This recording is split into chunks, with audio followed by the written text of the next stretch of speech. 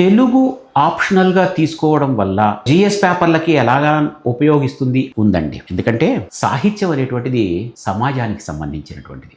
ఇవాల్టి చరిత్ర నిన్నటి వాస్తవికత. జిఎస్ 1లో మనకి చరిత్ర సంస్కృతి ఉంటుంది.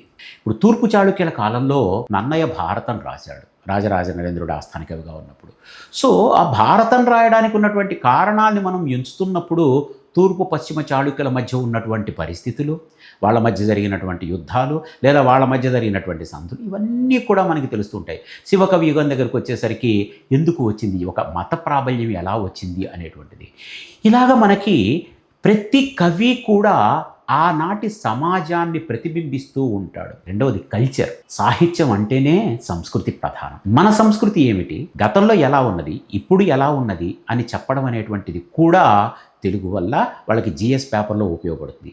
అలాగే జిఎస్లో ఇంకొకటి ఏంటంటే ఎథిక్స్ అనేటువంటిది ఉంటుంది. సాహిత్యం ఎప్పుడూ కూడా నైతిక విలువలను నేర్పిస్తూ ఉంటుంది. శకుంతలోపాఖ్యానంలో ఉన్నటువంటి పరిస్థితిని చూస్తే, ద్రౌపది యొక్క తిక్కన భారతంలో ఉన్న ద్రౌపది పరిస్థితిని చూస్తే, స్త్రీ యొక్క మానసిక పరిస్థితి ఏమిటి అనేటువంటిది చాలా స్పష్టంగా తెలుస్తుంది నాటి సామాజిక పరిస్థితుల ప్రభావంతో.